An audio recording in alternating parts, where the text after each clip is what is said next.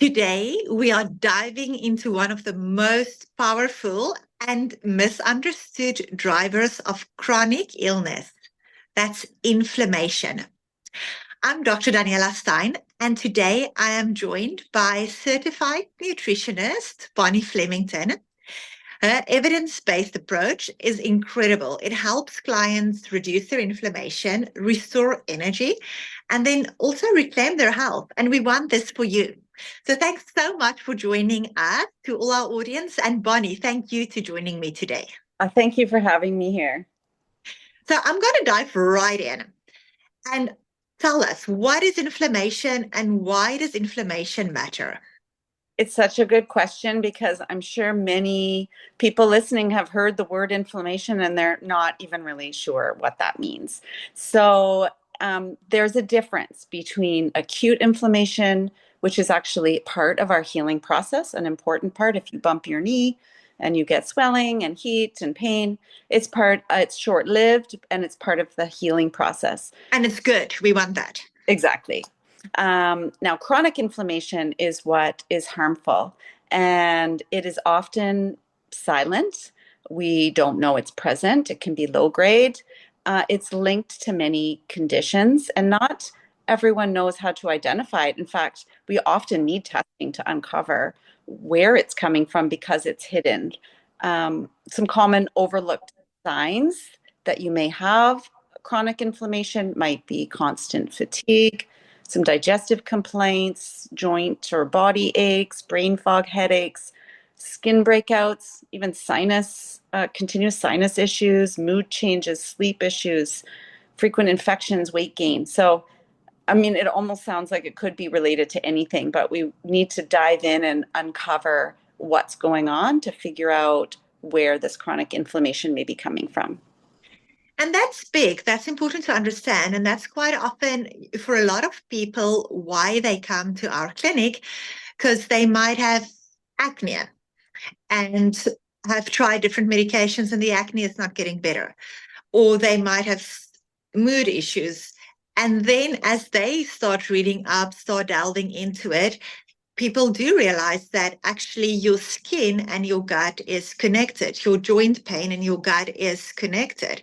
So that is completely mind-blowing, but it can be so satisfactory once you restore that gut health, once you reduce the inflammation, how your joint pain goes away or how your skin clears up. So that's quite profound.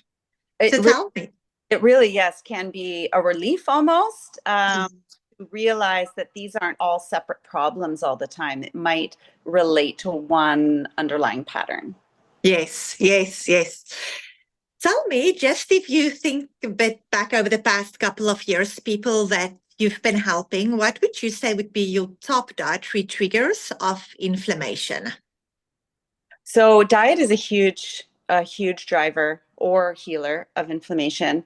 The major triggers is the refined starches. So that's sugar and flour, essentially. They drive the blood sugar spikes and crashes, and they can drive the inflammation. A second one, a category would be processed foods, all the processed food chemicals. And then a third would be oxidized fats. And a lot of times people don't realize fats go rancid or highly processed fats are ingredients in foods. These are all things that drive inflammation. And then and the reason it drives also inflammation would be because it increases our gut permeability. And we've recorded a whole podcast on that. I'll put a link download on how we explain really gut permeability and digestive health. So, because that's a whole topic on its own, but it's so related Yes. to this.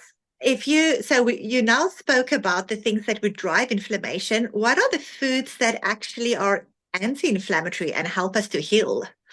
Absolutely. So a whole foods diet, and people probably wonder, what does that mean exactly? We want to make sure we're getting adequate protein from whole protein sources, fiber-rich plant food from our fruits and our vegetables, all the colors of the rainbow of different fruits and vegetables.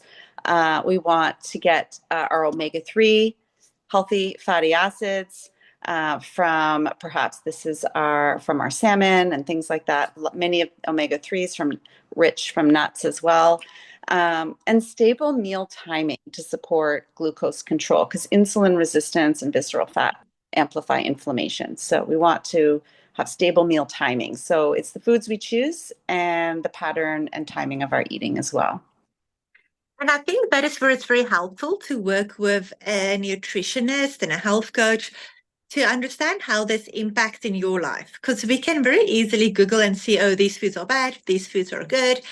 But to really personalize it, take it a step further and see how does it work in my life? These are the ages of my kids. This is my business, my schedule, my husband's schedule. This is what our life looks like. And then you help clients to then stand back and say, these are the things that, I mean, you have 3 kids. I have 3 kids. We tend to rush home, everyone in the car, and then it's going off to hockey, off to skating, doing these things.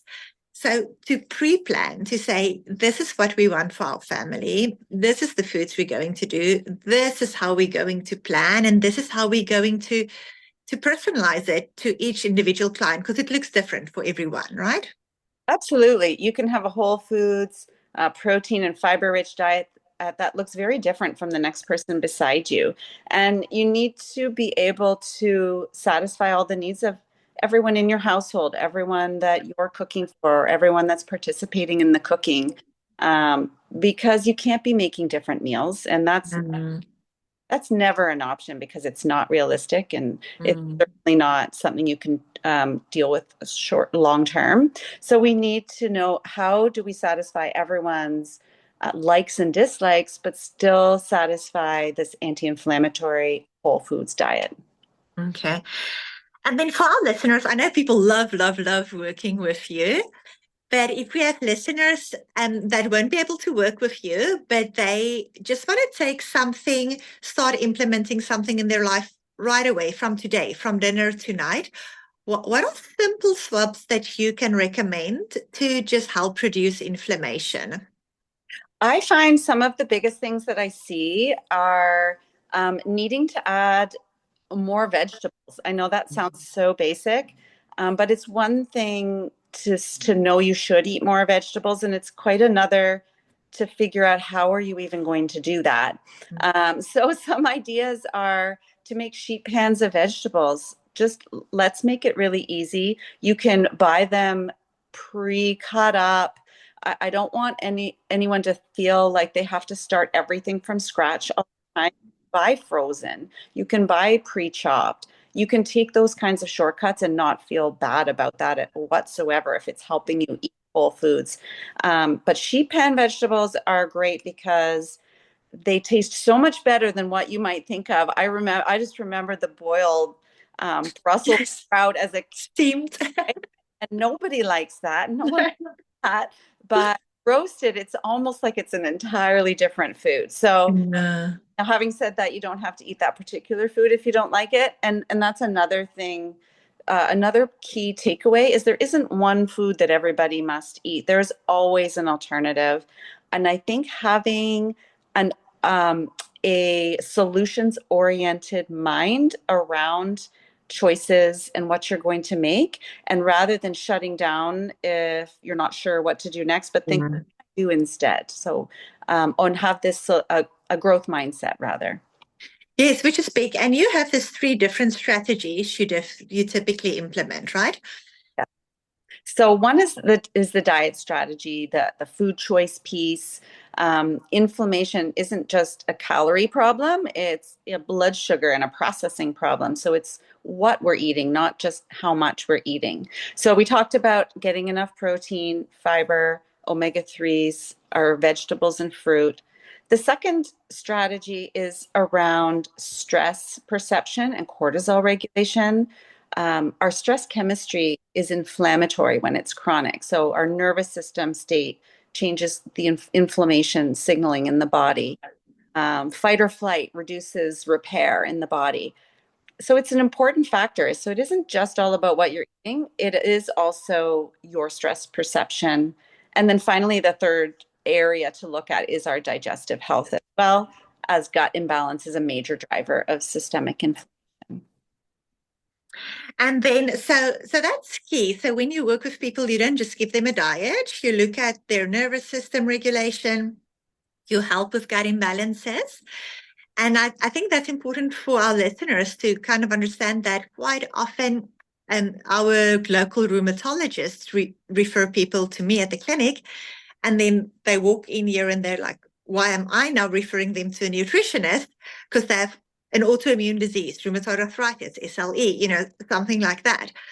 But it's so profound when you have an inflammatory illness and you then start going onto an anti-inflammatory diet. And I think something that's important for me for this podcast also is to explain that what an anti-inflammatory diet is. Because quite often people come to me with books on an anti-inflammatory diet for Hashimoto's or an anti-inflammatory diet for endometriosis. But the way you explain it is so helpful to say that we first remove some things that are harmful. So say some of these fats and with processed foods, we mean things that's made in a factory. And slowly we want to replace them with foods the way we see it on a farm. And that's what whole foods are. It's foods the way it used to be 50 years ago or 100 years ago. Anything that you see on a farm is good. And then the next strategy is to really work around our nervous system to help to reduce inflammation. That would be our deep breathing exercises, walking in the woods, doing a relaxing bath. What are we doing for relaxation? And then gut imbalances, you often recommend supplements, right? Mm-hmm. And that's where you often recommend testing. Can you quickly touch on the testing as well? I know we spoke about that in a previous podcast, but just briefly, where would you, for people with chronic inflammation, where would you recommend testing?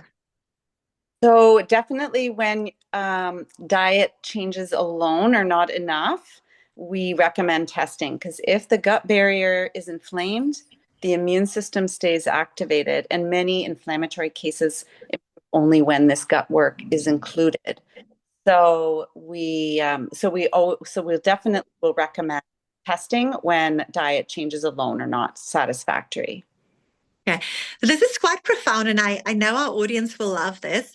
But to really understand that when nutrition isn't just about the calories, it is not just about macronutrients. And we really take it, when we talk about inflammation, we take that step further to say that's really communication between our cells and our body.